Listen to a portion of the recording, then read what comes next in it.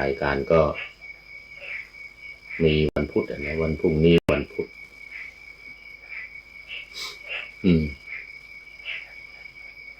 ก็ขอประชาสัมพันธ์กิจการงานคณะสงฆ์เล็กๆน้อยๆของวัดพระธาตุวัดเจ็ดลินและวัดเจดีย์แม่วันนี้ว่าชื่อไว้ก่อนมันจะได้ไม่ลืม บางทีว่าไปว่ามาลืมไปที่หนึ่งนะมันรายการที่ผ่านมาลืมไปที่หนึ่งก็อันดับแรกก็วัดดอยสุเทพของเรานี้เองในงานวันเปิด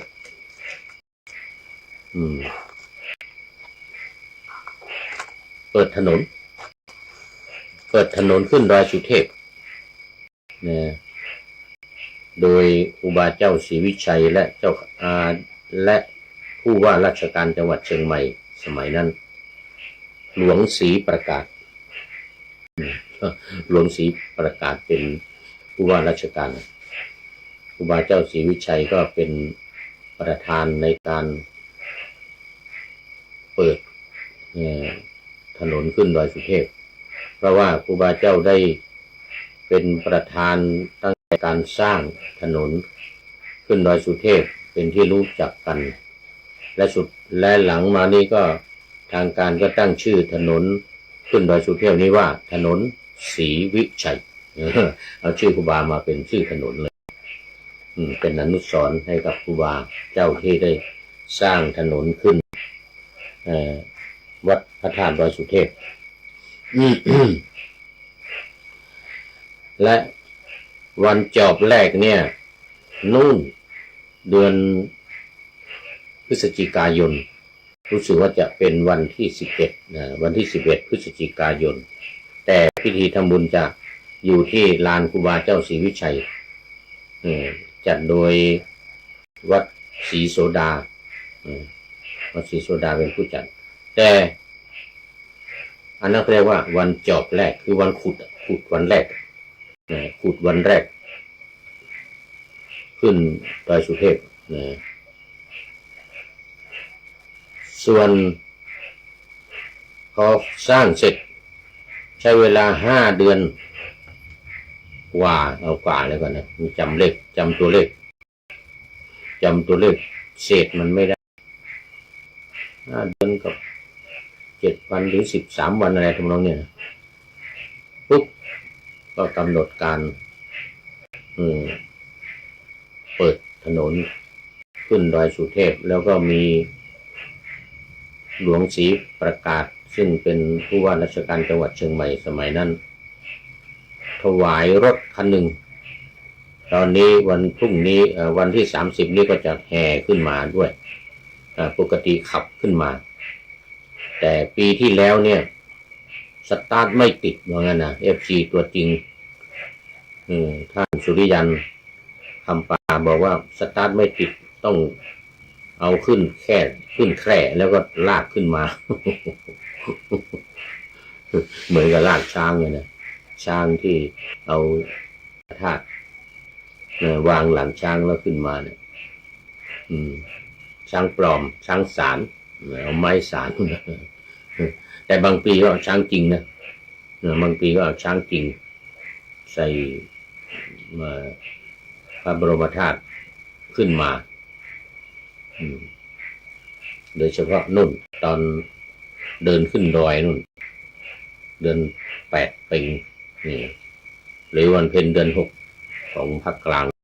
ทางเหนือนี่เดือน8นั่นบางปีก็เอาช้างจริงแต่มันขี้เต็มถนนอีกแล้ว ช้างจริงต้องไปเก็บขี้มันมันขึ้นมาแล้วมันกินด้วยขี้ด้วยต้องเอาหญ้าให้มันกินด้วยส่วนเดินขึ้นพอสร้างเสร็จใช้เวลา5 เดือนกว่าแล้วกันนะจำตัวเลขหลวงศรี ประกาศซึ่งเป็นผู้ว่าราชการจังหวัดเชียงใหม่สมัยนั้นถวายรถคันหนึ่งตอนนี้วันพรุ่งนี้วันที่30นี้ก็จะแห่ขึ้นมาด้วยปกติขับขึ้นมาแต่ปีที่แล้วเนี่ยสตาร์ทไม่ติดว่างั้นนะ FC ตัวจริงท่านสุจันทร์คำปาบอกว่าสตาร์ทไม่ติดต้องเอาขึ้นแคร่แล้วลากขึ้นมา เหมือนกับลากช้างที่เอาวางหลังช้างแล้วขึ้นมาเนี่ยช้างปลอมช้างสารเอาไม้สารแต่บางปีก็ช้างจริงนะบางปีก็เอาช้างจริงใส่มาบรมธาตุขึ้นมาโดยเฉพาะนุ่นตอนเดินขึ้นดอย8 ปีนี่หรือวันเพ็ญเดือน 6ของกลางนะตอนนี้เดือน 8นั่นบางปีก็เอาช้างจริงแต่มันขี้เต็มถนนแล้ว ช้างจริงต้องไปเก็บขี้มันมันมาแล้วมันกินขี้ด้วยต้องเอาหญ้าให้กินด้วยเดินขึ้นมามันหิวกินหญ้าด้วยแล้วก็หรือใบไม้ไผ่อย่างเงี้ยนะให้มันกินแล้วมันก็ขี้มาด้วยแต่คราวนี้รถขี่ไม่ได้ต้องเอาลากขึ้นมารถคันแรกที่หลวงศรีประกาศถวายครูบาเจ้าวิชัยขี่ขึ้นดอยสุเทพนะแต่วันที่20คือวันพรุ่งนี้นี่จะมีการฟังเทศน์แล้วก็มีอุบาสกอุบาสิกาชีปะขาวเนี่ยนะมาฟังเทศน์กันตลอดคืนวันที่29ทีนี้โอนิมนต์ทุเจ้ามาเทศทุจกหรือมหาการชูโชคแต่ว่าได้เพราะว่าท่านติดท่านพระครูสมุโบราณต้นวัดบ้านเด็กอำเภอแม่อานักเทศดังๆเลยนะเทศทุจกทุจิตของตุ้ลุงทองแล้วก็ไม่ได้เลยจองปีหน้าวันที่29เมษายนปีหน้า2570นะจองแล้วเมื่อกี้นี้ตุ้ลุงลงมาโทรปรากฏว่ามันใกล้ไปว่านี้เขาติดหมดวันพรุ่งนี้มารืนนี้มา3 วันติดงานเทศหมดนักเทศชื่อดังนี่ถ้าไปโทรวัน2 วันนี้จะไม่ได้บางทีก็ติดมาหลายวันโทรเป็นเดือนยังไม่ได้ก็เนี่ยอย่างวันที่29เดือนปีหน้าเนี่ย29เมษายนปีหน้าเนี่ยใครโทรใครนิมนต์ก็ไม่ได้เพราะจองไว้แล้ว1 ปีล่วงหน้า จอง1 ปีล่วงหน้าเอาเมื่อกี้นี่จองเรียบร้อยแล้ววันพรุ่งนี้ก็ต้องหานิมนต์รูปอื่นมาเทศมีการฟังเทศหลวงพ่ออยากจะให้เทศเลยถึง3 ชั่วโมงเลยว่างั้น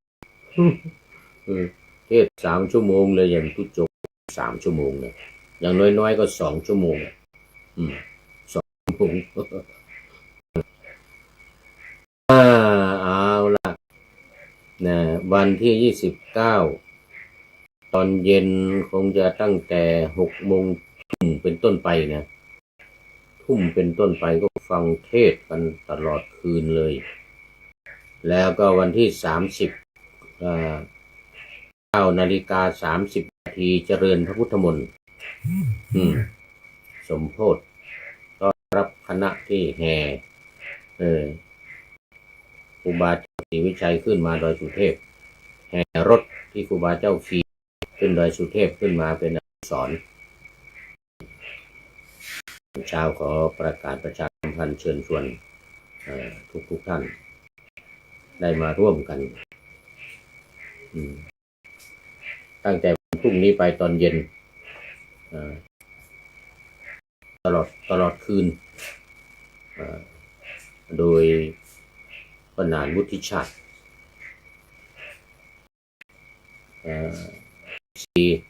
รายการสไตล์ฟังสบายสไตล์วุฒิชาติคำปันสไตล์วุฒิชาติคำปันมาจัดเป็นผู้นำอุบาสกอุบาสิกามาบวชมาฟังเทศกันตลอดคืนวันพรุ่งนี้วันที่29วันที่29ถ้าผู้ฟังรายการวันนี้ก็จะคิดว่าเป็นวันที่30ไม่ใช่นะเป็น29นะฟังเทศนะฟังเทศตอนกลางคืน29ก็คือที่คืนวันนี้แหละคืนรายการนี้ออกนะรายการนี้โอ้5 โมงเย็นนะรายการนี้ออก5 โมงเย็นวันพรุ่งนี้วันพุธออก5 โมงเย็นถึง6 โมงเย็นก่อนการเทศออกก่อนการเทศมันจะมีการเทศน่าจะเทศตั้งแต่ทุ่มเป็นต้นไปนั่นรายการธรรมะหลังทำวัดคงจะต้องเสร็จทุ่มเลยนะพรุ่งนี้หรือว่าจะไม่ก็ไม่รู้นะเดี๋ยวต้องถามทางหัวหน้าสถานีดูก่อนเอาละ2อันนี้งานแรกนะอันนี้งานที่1วัดพระธาตุดอยสุเทพวันที่29วันที่30 2 วัน2เป็นวัดเจดีย์แม่ครัวอันนี้เริ่มมาแล้วตั้งแต่วันที่25ไปถึงวันที่4พฤษภาคมบรรพชาอุปสมบทและบวชพระจารินีวัดเจดีย์แม่ครัวท่านที่สนใจโยมจะร่วมทำบุญก็ขอเชิญได้ติดต่อมาที่ท่านอาจารย์พระครูวชิระคุณาธรหมายเลขศัพท์0841775221 0841775221หรือโอนใจเข้ามาร่วมเป็นเจ้าภาพตามเจตนาศรัทธาธนาคารกรุงไทยชื่อบัญชีศูนย์ศึกษาพระพุทธศาสนาวัดเจดีย์ครัวหมายเลขบัญชีธนาคารกรุงไทย37501822272 31501822272ตามยาศัยตามศรัทธา3เลยที่ในงานที่3งานที่3ก็คือวันที่2พฤษภาคม2569เวลา 9:30 นาทีที่วัดเจ็ดลิงตำบลพระสิงห์เขต2ตำบลพระสิงห์เขต2อำเภอเมืองจังหวัดเชียงใหม่ที่เรารู้กันวัดของท่านอาจารย์พระมหาวิษณุจารุธรรมโมจะได้มีงานทำบุญทักษิณานุปทานถวายแก่อาจารย์พระมหาวิษณุธรรมโมอดีตเจ้าอาวาสวัดเจ็ดลิงในโอกาสครบ100 วันมรณการของท่านอาจารย์พระมหาวิษณุจารุธรรมโมก็เชิญชวนญาติโยมญาติสนิทมิตรสหายลูกศิษย์คนกุฏิมีโยมวัดเป็นคำโพธาเป็นต้น โยมวัดเป็นคำโพธาเป็นต้นลูกศิษย์คนกุฏิเนี่ยแม่เกียงคำด้วยแม่เกียงคำรุ่งเดียวโอ้บนบ้านป่าไม้แดงตอนนี้โยมจันสมด้วย แล้วแม่จันสม วันที่2อย่าลืมเด้อวันที่2พฤษภาคมครบ1 ปีมรณกาลของท่านอาจารย์พระมหาวิษณุจารุธรรมโมศิษย์ก้นกุฏิมาอีกคนหนึ่งละโยมแม่สมเป็นลูกศิษย์กุฏิของท่านอาจารย์พระมหาวิษณุจารุธรรมโมเดี๋ยว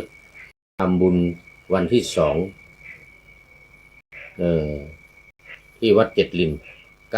9:30 นาทีคงจะมีการสวดธรรมนิยามนะสวดธรรมนิยามถวายเป็นทักษิณานุปทานแก่ท่านอาจารย์พระมหาวิษณุจารุธรรมโมสาธุค่ะพระอาจารย์ไปร่วมเดี๋ยวไปร่วมอะไรก่อนไปร่วมงานครบรอบไหมคะวันที่2 พฤษภารู้สึกว่าจะมีงานจะอะไรสักอย่างจะไม่ได้ไปเดี๋ยวก่อนจะต้องไปเดี๋ยวคงไม่ได้ไปนะวันที่2มงไม่ได้ไปมีงานอยู่อีกอย่างหนึ่งนะ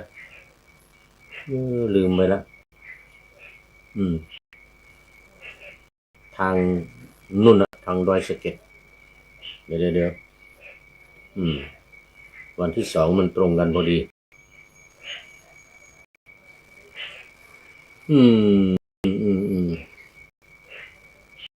ก็ไม่เป็นไรเดี๋ยวไม่เป็นไรก็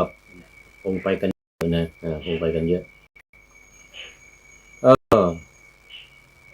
หมดแล้วชาสัมพันธ์มาสู่เนื้อหาสาระของธรรมะกันเลยวันนี้นาวาวังทองของวัดพระธาตุดอยสุเทพเรานี่แหละพระเดชพระคุณหลวงพ่อไปนโยบายมาจากสำนักพระราชวังโครงการปูทางสู่การตื่นรู้ธรรมะนาวาวังโดยมีหลักการ4วิธีการ6เนี่ยจะย้ำทบทวนให้ฟังบ่อยๆจะให้จดจำกันแล้วก็คือบางทีท่านที่เข้ามาใหม่อย่างแม่จันสมนี่คงดีละหลักการ4นี่1เข้าถึงพระรัตนตรัย2มาธาตุกรรมฐาน4ไฟลมนะ3ขันธ์5รูปเวทนาสังขารวิญญาณ4อริยสัจ4ทุกข์สมุทัยนิโรธมรรคใจสำคัญของพระพุทธศาสนาจนวิธีการ6ก็ล้อตามหลักการนี่แหละแต่มีวิธีปฏิบัติอยู่3อย่างท่องจำ2ทำความเข้าใจ3นำไปปฏิบัติตามความเข้าใจนั้นตามธรรมะตามหัวข้อที่ท่องนั้นอย่างเคร่งเอาละนี้โยมแม่จันสมว่าตรงกับงานครบรอบ50 วันของท่านเดี๋ยวดูก่อนของท่านพระครูเทนวัดป่าไผ่นึกแล้วนึกวัดป่าไผ่บ่อทองแม่โป่งข้าอาจารย์ถูกต้องนึกไม่ออกสาธุเนี่ยวัดป่าไผ่บ่อทองนี่เป็นวัดเรียกว่าวัดบ้านเกิดว่าได้นะสมัยก่อนที่บวชเป็นสามเณรบวชวัดป่าไผ่นี่แหละป่าทองนี่แหละวัดแม่ห้องไคร้โน้นยังเป็นอารามอยู่ยังไม่เป็นวัดเป็นอารามที่พักสงฆ์ถึงวันพระก็นิมนต์พระจากวัดป่าไผ่ไปทำบุญวันพระทุกวันพระศีลแล้วก็วัดป่าไผ่บ่อทองเนี่ยเป็นวัดที่ อาจารย์นี้บวชเป็นสามเณรในนามของวัดประไพบ่อทองนี่แหละหลวงพ่อพระครูบุญเพ็ญนี่แหละหลวงพ่อพระครูพุทธิธรรมรักษ์นี่นะเป็นเจ้าวาดสมัยนั้นนะแล้วก็บวชอุปสมบทใหม่ด้วยเป็นพระภิกษุบวชอุปสมบทใหม่แล้วก็เป็นบวชพระแล้วนี่บวชเนนทีหลังลูกศิษย์ลูกศิษย์ของท่านมาสู่เนื้อหาแล้วทีนี้ขอบคุณมากโยมแม่จันสมเนื้อหาของธรรมะในวันนี้กันหลักการ4วิธีการ6วิธีการก็คือท่องจำ2นำไป1ท่องจำ2ทำความเข้าใจ3นำไปปฏิบัติอย่างเคร่งครัดจำไว้ให้แม่นยำวิธีการที่ว่า6อย่างก็คือล้อตามหลักการ6อย่างหลักการ4อย่างเนี่ยมีเพิ่มเข้ามา2อย่างท่องจำท่องพระรัตนตรัยโธเมนาโถธัมโมเมนาโถสังโฆเมนาโถอย่างนี้หรือพุทโธเมสรนังวรังธัมโมเมสรนังวรังสังโฆเมสรนังวรังคำแปลก็คืออันแรกพุทโธเมนาโถนี่ก็คือพระพุทธเจ้าเป็นที่พึ่งของข้าพเจ้าพุทโธเมสรนังวรังก็พระพุทธเจ้าเป็นที่พึ่งอันประเสริฐของข้าพเจ้าธัมโมเมนาโถก็พระพุทธเจ้าเป็นที่พึ่งของข้าพเจ้าว่าประเสริฐนะธัมโมเมสรนังวรังพระพุทธเจ้าเป็นที่พึ่งอันประเสริฐของข้าพเจ้าวรังว่าประเสริฐสรนังแปลว่าที่พึ่งสังโฆเมสรนังวรังพระพุทธพระสงฆ์เป็นที่พึ่งอันประเสริฐของข้าพเจ้าพุทธสังโฆเมนาโถพระพุทธเจ้าเป็นที่พึ่งของข้าพเจ้าอันนี้ก็ตามบาลีแต่ถ้าหากจำความหมายแล้วจำคำแปลแล้วไม่ต้องว่าแต่ภาษาบาลีว่าแต่ภาษาบาลี2การท่องธาตุกรรมฐานก็คือดินน้ำไฟลมท่องธาตุดินท่องธาตุน้ำท่องธาตุลมท่องธาตุไฟที่เขียนไว้ทุกตัวอักษรไม่ให้ขาดธาตุดินมีลักษณะแข็งธาตุนั้นเป็นธาตุดินอย่างนี้เป็นต้นเลยนะธาตุดินมีอะไรบ้างอย่างก็ท่องไปตามนั้นน้ำมีอะไรบ้างลมมีอะไรบ้างไฟมีอะไรบ้างท่องไปตามนั้น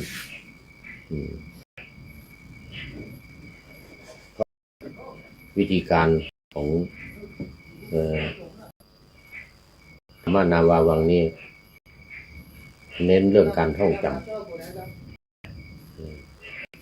3ขันธ์ 5ไปตามตามนั้นก่อนเมื่อกี้ข้อ3เนี่ยมันต้องเพิ่มเข้ามาคือการพิจารณากายมี1หมดลมหายใจ2ดันดิน3ดินแตก4น้ำชำระดิน5เหลือแต่โครงกระดูก6โครงกระดูกแตกสลายทำลายไปคำว่าดินนี่ก็หมายถึงดินนะน้ำหมายถึงน้ำธาตุน้ำมาดันธาตุดินให้พองขึ้นมาเนื้อตัวเราเนี่ยตายไป3 วันนี้จะพองอืดขึ้นนี่คือน้ำดันอยู่ข้างในออกมา3ดินแตกก็คือร่างกายเนี่ยที่เป็นธาตุดินปริแตกออกมาน้ำเหลืองน้ำหนองไหลเยิ้มออกมาน้ำละลายดินก็หมายถึงว่าน้ำที่อยู่ในก็ชำระ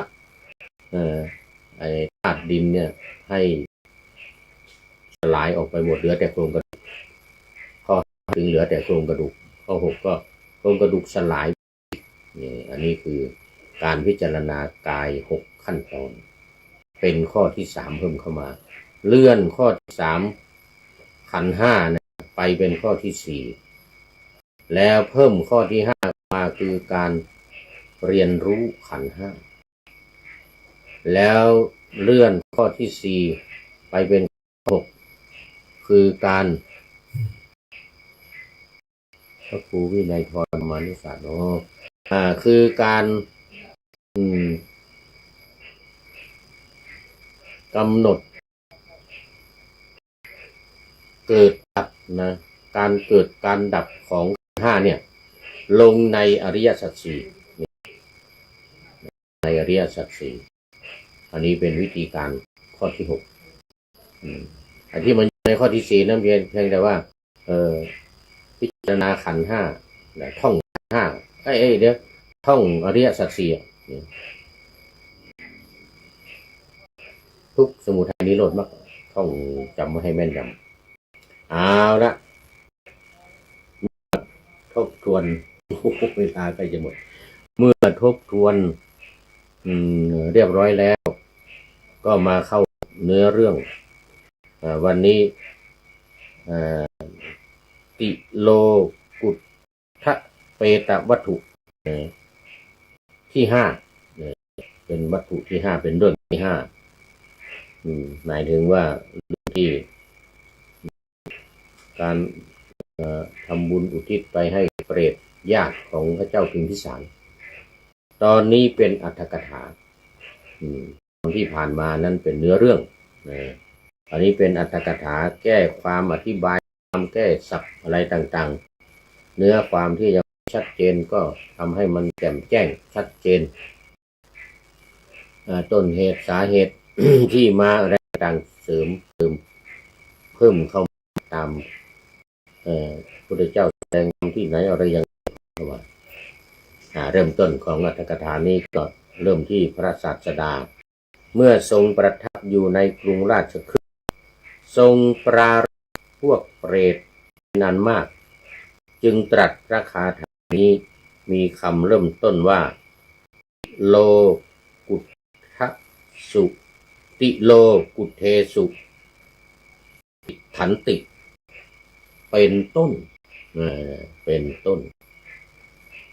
ในข้อนั้นมีคาถาพิจารณ์ดังต่อไปนี้ในกรรมที่92แต่ภัททกรรมนี้ได้มีนครชื่อว่ากาสีนครกาก็คือเมืองกาสีเนี่ยที่พาราณสีมันเป็นแคว้นเขาเรียกแคว้นกาสีมันก็เป็นเมืองหนึ่งเป็นนครหนึ่งมันเนี่ยชื่อว่ากาสีพระราชาทรงพระนามว่าชัยเสนทรงครองราชสมบัติในพระนครนั้นพระองค์ได้มีราชเทวีทรงนามว่าสิริมานี่จำตัวละครหน่อยพระเจ้าสีนี่นะพระเจ้าชัยเสนนี่นะมีพระมเหสีนามว่าสิริมาพระโพธิสัตว์นามว่าพุทธะพระโพธิสัตว์นะนามว่าพุทธะบังเกิดในพระครรภ์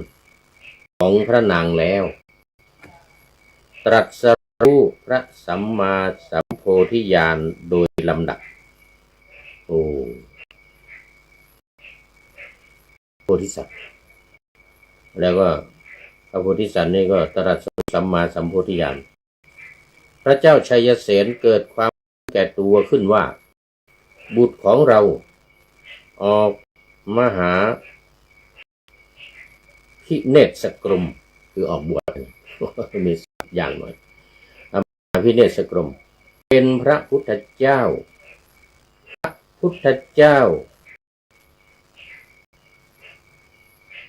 ของเราพระธรรมเป็นของเราพระสงฆ์ก็เป็นของเราดังนี้แล้วทรงอุปถากด้วยพระองค์เองทุกการไม่ทรงให้โอกาสแก่ชนอื่นโอ้โหพระเจ้าชัยเสนนี่ลูกชายออกบวชแล้วก็เป็นพระพุทธเจ้าก็เลยอุป ถากเองเลยเอาสิพี่น้อง3 คนผู้ต่างมารดากันเป็นพระกนิษฐพาดาของพระผู้มีพระภาคเจ้าเนี่ยพากันคิดว่าธรรมดาพระพุทธเจ้าหลายเนี่ยพระพุทธเจ้าทั้งหลายเนี่ยย่อมอุบัติเพื่อประโยชน์แก่ชาวโลกทั้งมวลใช่เพื่อประโยชน์เฉพาะบุคคลผู้เดียวและพระบิดาของพวกเราก็ไม่ยอมให้โอกาสชนเหล่าอื่นเลยทำอย่างไรเนาะพวกเราจะพึงได้อุปถากพระผู้มีพระภาคและภิกษุสงฆ์มานะพี่น้องทั้ง3 พระองค์นั้นได้ความคิดอย่างนี้ว่าเอาเถิดพวกเราจะทำอุบายสักอย่างหนึ่งให้ได้จะต้องทำอุบายสักอย่างทำบุญได้ทำบุญกับพระศาสดาพี่น้อง3 คนนั้น3 พระองค์นั้นได้สร้างสถานการณ์ชายแดนประหนึ่งว่าเกิดการปั่นป่วนมีโจรมาปล้นอะไรทำนองนี้นะแต่นั้นพระราชาทรงทราบว่าแถบชายแดนเกิดความปั่นป่วนจึงได้ส่งพระโอรสทั้ง3 พระองค์ไปปราบปัจจันตบทพี่น้อง3 พระองค์เหล่านั้นไปปราบให้ปัจจันตชนบทสงบแล้วกลับมาพระราชาทรงพอพระทัยได้ประทานพรว่าพวกลูกปรารถนาสิ่งใดก็จงถือเอาสิ่งนั้นเถิดโอ้โหพี่น้องทั้ง3 พระองค์นั้นกราบทูลว่าข้าพระองค์ปรารถนาจะอุปถากพระผู้มีพระภาคเจ้าโอ้พี่น้องอยู่3 พระองค์ส่งไปปราบข้าศึกศัตรูคือเขาสร้างกันขึ้นมาเอง3 พี่น้องเนี่ยนะเป็นสร้างความปั่นป่วนอยู่ในชนบทนู่นเขาก็แจ้งข่าวมาว่าโอ้ตอนนี้ชนบทปั่นป่วนแล้วมีโจรมาปล้นมีมาอะไรตัวน้องเนี่ยนะแล้วก็ยกทัพไป3 พี่น้องนี่ไปปราบ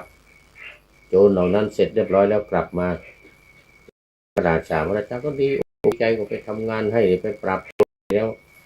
ก็เลยให้พรว่าให้ขอพรมาอย่างหนึ่งคนละอย่างว่างั้นนะคนละอย่าง3 องค์นี้ก็ถึงขอเหมือนกันเลยขออุปถากขอเอาอุปถากพระพุทธเจ้าพระศาสดาของพวกเรานะขออุปถากพระราชาตรัสว่าเว้นพระผู้มีพระภาคเจ้านี้เสียเธอจงเลือกเอาอย่างอื่นเถิดน้อง3 องค์นั้นกราบทูลว่าโอ้พระราชาไม่ยอมให้ขออย่างอื่นให้เว้นว่างั้นนะพวกข้าพระองค์ไม่ต้องการสิ่งอื่นพระราชาตรัสว่าถ้าอย่างนั้นพวกเธอจงกำหนดเวลามาแล้วถือเอาเถิดนะพี่น้อง3 พระองค์ทูลขอถึง7 ปีพระราชาไม่ทรงอนุญาตพี่น้อง3 พระองค์กราบทูลว่าขอ6 ปี5 ปี4 ปี3 ปี2 ปี1 ปี7 เดือน6 เดือน5 เดือน4 เดือนจนกระทั่งขอเพียง3 เดือนด้วยประการอย่างนี้ก็คือได้อุปถากพระพุทธเจ้าคนละ 1 เดือนการนั้นพระราชาได้ทรงอนุญาตว่าจงถือเอาเถิดพี่น้อง3 พระองค์นั้นก็เข้าไปเฝ้าพระผู้มีพระภาคเจ้ากราบทูลว่าข้าแต่พระองค์เจริญพวกข้าพระองค์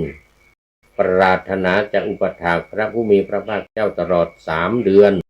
ข้าแต่พระองค์ผู้เจริญขอพระผู้มีพระภาคเจ้าจงทรงรับการอยู่จำพรรษาตลอด3 เดือนนี้แก่ข้าพระองค์เถิดพระผู้มีพระภาคเจ้าทรงรับด้วยดุษณียภาพพี่น้อง3 พระองค์นั้นจึงทรงลิขิตไปถึงนายเสมียนในชนบทของตนว่าพวกเราพึงอุปถากพระผู้มีพระภาคเจ้าตลอด3 เดือนนี้ขอท่านจงแจงสัมภาระสำหรับอุปถากพระผู้มีพระภาคเจ้าทุกอย่างเริ่มตั้งแต่วิหารไปคือสร้างวัดให้ ให้พวกเสมียนตราทั้งเนี่ยสร้างวัดเป็นต้นวัดก็เตรียมข้าวปลาอาหารถวายผ้าจีวรถวายอะไรต่างๆพร้อมเหมือนกันนะนายเสมียนนั้นได้จัดแจงทุกอย่างแล้วส่งลิขิตไปพี่น้อง3 พระองค์นั้นต่างนุ่งผ้ากาสะพร้อมกับบุรุษ1,000 คนผู้ทำการขวนขวายให้พากันอุปถากพระผู้มีพระภาคเจ้าและภิกษุสงฆ์โดยเคารพนำไปยังชนบทถวายวัดให้อยู่จำพรรษาบุตรข้าบดีคนหนึ่งผู้เป็นพันดาคาริกพันดาคาริกก็คือคนดูแลคลังนะคลังสมบัติของพี่น้อง3 พระองค์นั้นพร้อมด้วยกิริยาเป็นผู้มีศรัทธามีความเลื่อมใสเขาถวายทานวัดแก่ภิกษุสงฆ์มีพระพุทธเจ้าเป็นประธานโดยเคารพต่อมานายเสมียนในชนบทพาเขาไปพร้อมกับชาวชนบทประมาณ11,000 คนได้ให้ทานเป็นโดยเคารพทีเดียวในคนเหล่านั้นชาวชนบทบางพวกได้เกิดขัดใจกันขึ้นเขาเหล่านั้นจึงพากันทำอันตรายแก่ทานพากันกินไทยธรรมด้วยเองเขาเอาไฟเผาโรงครัวราชบุรุษผู้ปรารถนาแล้วพากันทำสักการะแด่พระผู้มีพระภาคเจ้านำพระผู้มีพระภาคเจ้าไว้เบื้องหน้าแล้วกลับมาหาบิดาตามเดิมบรรดาท่านเหล่านั้นพระผู้มีพระภาคเจ้าเสด็จไปแล้วก็ปรินิพพานส่วนราชบุตรเสมียนในชนบทและผู้เป็นพันดาคาริกพร้อมด้วยบริษัททำกาละแล้วไปบังเกิดในสวรรค์ตามลำดับเราชนผู้ขัดใจกันก็พากันเกิดในนรกผู้ขัดใจผู้เผาโรงครัวบ้างทำอาหารเลยไปกินเองบ้างไม่ได้ไปถวายพระขัดใจตายแล้วก็ไปเกิดนรกเมื่อชนทั้งสองพวกนั้นจากสวรรค์เข้าถึงสวรรค์จากสวรรค์เข้าถึงสวรรค์จากนรกถึงนรกด้วยอาการอย่างนี้ผ่านไป92 กัปโอ้โห92 กัปนะครั้นในพระกัปนี้ในการแห่งพระผู้มีพระภาคเจ้าพระนามว่ากัสสปะเอาแล้วเริ่มพัฒกัปนี้พระพุทธเจ้ากัสสปะก่อนพุทธเจ้าโคตมะเหล่านี้นะ1 พุทธันดรคนผู้ขัดใจกันเหล่านั้นในพวกเปรตเกิดเป็นเปรตอีกแล้วในการนั้นพวกมนุษย์กันให้ทานอุทิศเพื่อประโยชน์แก่พวกเปรตผู้เป็นญาติของตนว่าขอทานที่ให้นี้จงสำเร็จแก่พวกญาติของพวกเราเถิดเปรตเหล่านั้นได้เสวยสมบัติลำดับนั้นเปรตเหล่านี้ได้เห็นดังนั้นจึงเข้าไปเฝ้าพระกัสสปะสัมมาสัมพุทธเจ้าทูลถามว่าข้าแต่พระองค์ผู้เจริญแม้พวกข้าพระองค์จะพึงได้สมบัติเห็นปานนี้หรือไม่หนอพระผู้มีพระภาค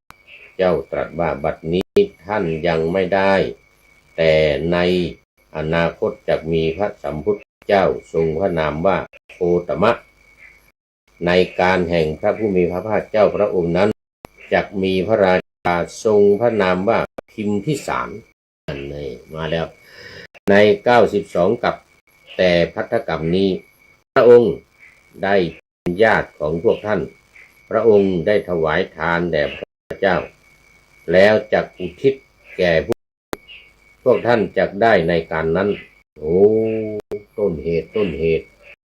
พระญาติของพระพิมพิสารมาอย่างนี้เองได้ยินว่าเมื่อพระกัสสปะสัมมาสัมพุทธเจ้าตรัสแล้วอย่างนี้พระดำรัสนั้นได้เป็นเหมือนตรัสแก่พวกเหล่านั้นว่าจักได้ในวันพรุ่งนี้พูดง่ายๆกลับหน้าพระบัตรกลับ เหมือนกับว่ามันจะได้วันพรุ่งนี้แล้วเนี่ยครั้นพุทธันดรหนึ่งผ่านไปพระผู้มีพระภาคเจ้าของพวกเราทรงอุบัติขึ้นราชบุตรทั้งสามแม้เหล่านั้นพร้อมด้วยบุรุษ1,000 คนจุติจากเทวโลกแล้วเกิดในสกุลพราหมณ์ในมคธรัฐพากันบวชเป็นฤาษีตามลำดับ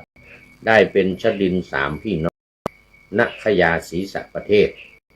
นายเสมียนในชนบทได้เป็นพระเจ้าพิมพิสารนายเสมียนนายเสมียนได้เป็นพระเจ้าพิมพิสารข้าฤหบดีบุตรผู้เป็นขุนคลังได้เป็นเศรษฐีชื่อว่าวิสาขะภรรยาของข้าฤบดีบุตรนั้นได้เป็นธิดาของเศรษฐีนามว่าธรรมทินาฝ่ายคนนอกนั้นเกิดเป็นบริวารของพระราชานั่นเองพระผู้มีพระภาคเจ้าแม้พวกเราก็ทรงอุบัติขึ้นในโลกล่วงไป7 สัปดาห์ก็เสด็จมายังกรุงพาราณสีโดยลำดับ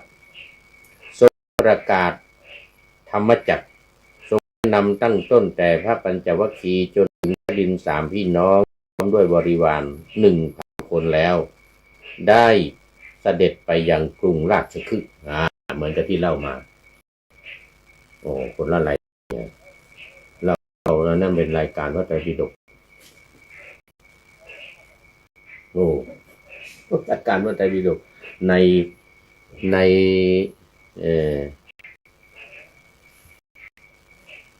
อัตถกถาเนี่ยในอัตถกถาในบรรดาชนเหล่านั้นพระองค์ทรงได้ให้พระเจ้าพิมพิสารผู้เข้าไปเฝ้าในวันนั้นนั่นเองพร้อมกับพราหมณ์และคฤหบดีชาวอังคะและ110,000 คนให้ดำรงอยู่ในโสดาภิผลแล้วดับนั้นพระราชาทรงนิมนต์ด้วยภัตตร์เพื่อเสวยพระกริยาหารในวันขึ้นพระองค์ทรงรับในวันที่2อันท้าวสักกะจอมเทพผู้แปลงเพศเป็นมานพนำเสด็จไปชมเชยด้วยคาถามีอาทิอย่างนี้ว่าพระผู้มีพระภาคเจ้าผู้ทรงฝึกพระองค์แล้วผู้พ้นวิเศษแล้วผู้มีวรรณะเพียงดังว่าลิ่มทองสิงคีพร้อมด้วยปุราณชดินผู้ฝึกตนแล้วผู้พ้นวิเศษแล้วได้เข้าไปยังกรุงราชคฤห์ดังนี้ก็คือสมัยที่พระเจ้ากลับจากพาราณสีนะไปโปรดปัญจวัคคีย์5 คนฤาษี5 ตนเนี่ยเป็นบวชเป็นโกณทัญญวัปปะพัทยมหานามะอัสสชิพร้อมกับพยัสสะและสหายอีก55 คนรวมเป็น60ก็ไปพร้อมกันหมดเลยไปราชคฤห์เนี่ยตอนที่ไปเผยแพร่ร้อยแล้วเนี่ยก็ไปรวมกันที่พุทธคยาปัจจุบันนะตอนนั้นเป็นอุรุเวลาเสนานิคมเลยนะแต่พร้อมกันไปพาราณสีเดี๋ยวไปราชคฤห์เนี่ยนะคือพระเจ้าวัคคีย์ทั้ง5ก็ปิยสัตกุลบุตรพร้อมด้วยสหายอีก54ก็ไปนะแล้วก็เนี่ยชดิน3 พี่น้องพร้อมด้วยศิษย์อีก1,000ชดิน3 พี่น้องก็3 คน3 คน 1,000 กับ3 คนเสร็จแล้วก็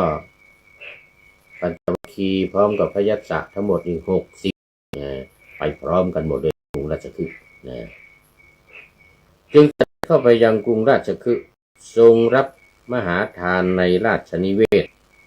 ส่วนพวกเปรตเหล่านั้นได้พากันยืนล้อมด้วยหวังใจว่าบัดนี้พระราชาอุทิศทานแก่พวกเรา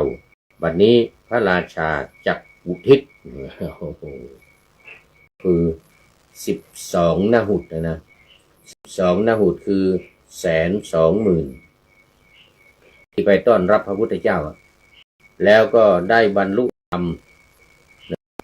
101,000นี่เห็นบอกนี่นะบอกว่า110,000เนี่ยดำรงอยู่ในโสดาปัตติผล110,000นี่รวมทั้งพระเจ้าพิมพิสารด้วยพระเจ้าพิมพิสารก็เป็นโสดาบันก็เหลืออีก10,000ก็พระรัตนตรัยถึงพระรัตนตรัยพระพุทธพระธรรมพระสงฆ์เป็นที่พึ่งเป็นสรณะถึงพระพุทธพระธรรมพระสงฆ์ที่พึ่งเป็นสรณะแล้วจึงพากันเข้าไปที่วัดเวรุวันพระเจ้าพิมพิสารสร้างไว้นอกเมืองเป็นที่อยู่ของพระ10,000เดี๋ยวพระที่มาจากพญาศรีสะเนี่ย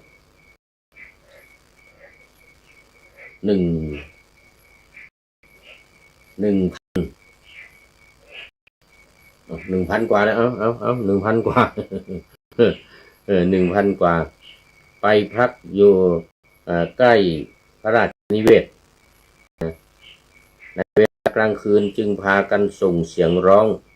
อันน่าสะพรึงกลัวอย่างยิ่งพระราชาทรงถวายทานแล้วทรงดำริเฉพาะสถานที่ประทับอยู่ของพระผู้มีพระภาคเจ้าว่าพระผู้มีพระภาคเจ้าจะพึงประทับณที่ไหนหนอดังนี้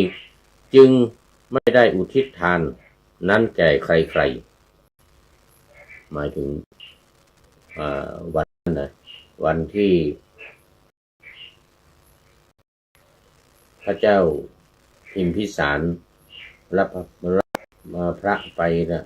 แล้วถวายทานตอนเช้านะยังไม่ได้อุทิศส่วนกุศลให้เขาเหล่านั้นให้กับญาติทั้งหลายมันยังลืมหรือยังไม่รู้กันนะก็มัวนึกถึงว่าพระพุทธเจ้าลูกศิษย์กับพระอรหันต์ทั้งหลายพระสงฆ์จะพักที่ไหนเนาะเนี่ยก็เลยลืมไม่ได้อุทิศส่วนกุศลพวกญาติทั้งหลายก็รอกันที่เป็นเปรตที่มาเกิดเป็นเปรตน่ะญาติของพระเจ้าพิมพิสารเมื่อกี้ที่จากสมัยพระพุทธเจ้ากัสสปะมาเนี่ยก็เลยไม่ได้อุทิศให้นะพวกเปรตเมื่อไม่ได้ทานนั้นอย่างนั้นก็สิ้นหวังในเวลากลางคืนจึงพากันส่งเสียงร้องอันน่าสะพรึงกลัวอย่างยิ่ง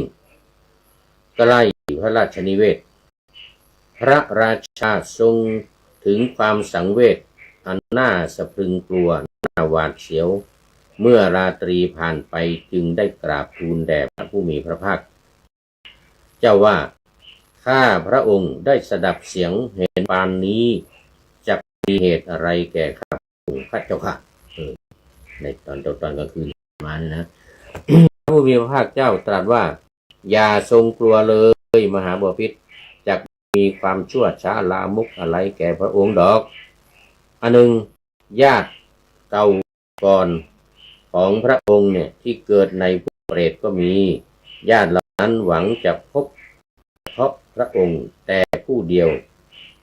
สิ้นพุทธันดรท่องไปด้วยหวังใจว่าพระองค์ถวายทานแด่พระพุทธเจ้าแล้วจะอุทิศแด่พวกเราบ้างเพราะพระองค์ถวายทานเมื่อวานแล้วมิได้อุทิศจึงพากันสิ้นหวังส่งเสียงร้องปานนั้น พระราชาตรัสว่าเมื่อหม่อมฉันถวายทานแม้ในบัดนี้เปรตเหล่านั้นจะได้รับหรือพระเจ้าข้าพระศาสดาว่า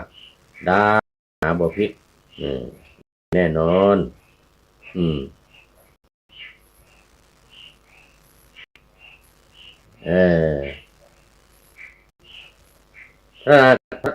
พระราชากราบทูลว่าข้าแต่พระองค์ผู้เจริญถ้าอย่างนั้นขอพระผู้มีพระภาคโปรดรับทานของข้าพเจ้า ของข้าพระองค์เสวยในวันนี้ข้าพระองค์จะอุทิศแก่พวกเปรตเหล่านั้นพระผู้มีพระภาคเจ้าจงรับนิมนต์ด้วยดุษฎียภาพพระราชาเสด็จไปยังพระราชนิเวศทรงให้จัดแจงมหาทานแล้วถวายทานแด่พระผู้มีพระภาคเจ้าโอ้ดูไปดูมาหมดเวลาเล่าย่อๆว่าพอพระพุทธองค์ตรัสอธิบายให้พระเจ้าพิมพิสารฟังแล้วพระเจ้าก็เตรียมถวายทานในวันขึ้นเสร็จแล้วพอถวายเสร็จแล้วเราจะอุทิศส่วนกุศลให้ญาติทั้งหลายเหล่านั้นโอ้ปรากฏว่าตกถึงตอนกลางคืนมาอีกแล้วญาติทั้งหลายเหล่านั้นมาปรากฏเลยโอ้ได้กินปลาอาหารอิ่มหนำสำราญแต่ว่าไม่มีผ้าไม่มีผ้านุ่งเปลือยกายล่อนจ้อนทั้งหญิงทั้งชายมาโอ้ไม่มีอยู่แล้วตื่นเช้ามาพระเจ้าพิมพิสารก็เลยไปกราบพระองค์พระองค์ก็ราชทานบอกว่าตรัสจะให้ถวายผ้าเอาผ้ามาถวายแก่ภิกษุสงฆ์แล้วทิศส่วนกุศลไปให้ผ้านั้นจะเป็นของทิพย์แล้วญาติทั้งหลายเหล่านั้นก็จะได้มีผ้านุ่งผ้าห่มเป็นเสื้อเป็นผ้าเป็นเสื้อเป็นกางเกงเป็นอะไรว่าไปเลยนะกางเกงนอกกางเกงในอะไรมีหมดมันจะเป็นของทิพย์เลยนะรุ่งขึ้นจัดถวายทานอีกเป็นวันที่3แล้วก็เอาผ้ามาถวายด้วยภัตตาหารด้วยแล้วก็เอาผ้ามาถวายปรากฏว่าตอนกลางคืนเปรตทั้งหลายก็มาแสดงตนให้ทราบแสดงตนให้ทราบโอ้มันเป็นนี้ได้ผ้านุ่งผ้าห่มอะไรเรียบร้อยหมดแล้วเหมือนกันนะวันนี้ได้เรียบร้อยแล้วมาแจ้งมาแสดงตนใส่ผ้านุ่งทั้งกางเกงทั้งคนได้เสื้อได้กางเกงสีนั้นสีนี้อะไรโอ้มากมายมาแสดงให้เจ้าพิมพิสารได้รับทราบหลังจากถวายผ้าแล้วลำดับนั้นพระผู้มีพระภาคเจ้าเสวยพระกรยาหารแล้วทรงห้ามพัดแล้วเพื่อจะอนุโมทนาจึงได้ตรัสติโลกุทธเปตวัตถุว่าเปรตทั้งหลายพากันมาสู่เรือนของตนเป็นต้นเหมือนเนื้อเรื่องเหมือนกับที่ว่ามาแล้วเมื่อวันก่อนเมื่อครั้งก่อนจนถึงสุดท้ายจบธรรมเทศนามหาบพิตรก็ได้ทรงขวนขวายแล้วแลเนี่ยนะเสร็จแล้วก็นี่บรรดาบทเหล่านั้นทั้งหลายนี้ญาติทั้งหลายก็ได้รับส่วนบุญส่วนกุศลตามที่พระพุทธองค์ได้ทรงตรัสนั้นประการเอาละหมดเวลาวันนี้เอาไว้แค่นี้ก่อนรายละเอียดต่างๆเกี่ยวกับต่างๆที่พระพุทธองค์ทรงตรัสในคาถาได้นำมาพูดคุยกันในครั้งต่อไปในครั้งต่อไปครั้งนี้จบในเรื่องของการแสดงธรรมแล้วเรื่องของเปรตทั้งหลายได้รับส่วนบุญส่วนกุศลอย่างทั่วหน้าได้เป็นเชื่อเป็นผ้าเป็นอะไรครบหมดอุดมสมบูรณ์คราวนี้คราวหน้าเราจะมาพูดรายละเอียดเรื่องศัพท์ต่างๆบทต่างๆให้ละเอียดชัดเจนขึ้นอีกสำหรับวันนี้โอ้คุณโยมพิสมัยศรีเทพธรรมรงค์เป็นท่านสุดท้ายเข้ามาในรายการโอโมทนาเป็นอย่างยิ่งนาพอดีสาธุมาคุณโยมพิสมัยจากจังหวัดลำปางเป็นท่านสุดท้ายเลยวันนี้นึกว่าโยมจันทร์สมแต่ว่าเป็นโยมพิสมัยศรีเทพธรรมรงค์จากจังหวัดลำปางนาเป็นอย่างยิ่งเอามาดูข้อคิดท้ายรายการนิดหน่อยวันนี้ไม่มาก จากผู้ใดหนอแลสถานีธรรม สถานีธรรมบอกไว้อันมิตรดีมีเพียงหนึ่งถึงไม่มากดีกว่าหลากหลายมิตรกิจบาปหนาเพียงหนึ่งบัณฑิตมิตรกัลยาประเสริฐกว่าหลายร้อยมิตรไฝ่ผานมิตรดีก็เหมือนกับพระเจ้าพิมพิสารนึงมีคนมีพระเจ้าพิมพิสารเดียวก็เหลือกินถวายทานแก่หมู่ญาติได้หมดแต่ถ้าข้าวน้ำข้าวปลาอาหารแล้วก็เสื้อผ้าอะไรต่างๆนี่เขาเรียกว่ามิตรดี มีคนเดียวถึงไม่มากดีกว่าหลากหลายกิจบาปหนาโอ้ถ้าเป็นมิตรที่เป็นบาปนี่ก็ไม่ดีเหมือนกับเสนาจะพาลานังที่พุทธเจ้าตรัสนะเอาละโมทนาขอบคุณสถานีธรรมไว้ณที่นี้เป็นอย่างยิ่งขอนำนาวาวังทองไปก่อนแล้วจะย้อนใหม่ในวันหลังในวันหน้าคือวันพุธเสาร์อาทิตย์ตามรางเวลาที่วางอยู่ข้างเป็นธรรมะจากพระราชวังเป็นนาวาโด่งดังสว่างไสวเป็นทองคำล้ำค่ากว่าสิ่งใดชีวิตจิตใจให้ใสงามขอเชิญท่านทั้งหลายนำไปท่องตามคุณของพระรัตนสามพุทโธเมนาโถธัมโมตามสังโฆเมนาโถยาภาวนาว่าบ่อยๆซ้ำๆจำในจิตจนมันติดในใจไม่หายหน้านอนยืนเดินจำเวลาแต่ตื่นขึ้นมาถึงไปขอทุกท่านได้ผลจากปฏิบัติได้กำจัดความทุกข์พบสุขใสพลันปลอดโปร่งโล่งสบายทั้งกายใจอยู่ที่ใดใจสงบพบนิพพานขอเจริญพร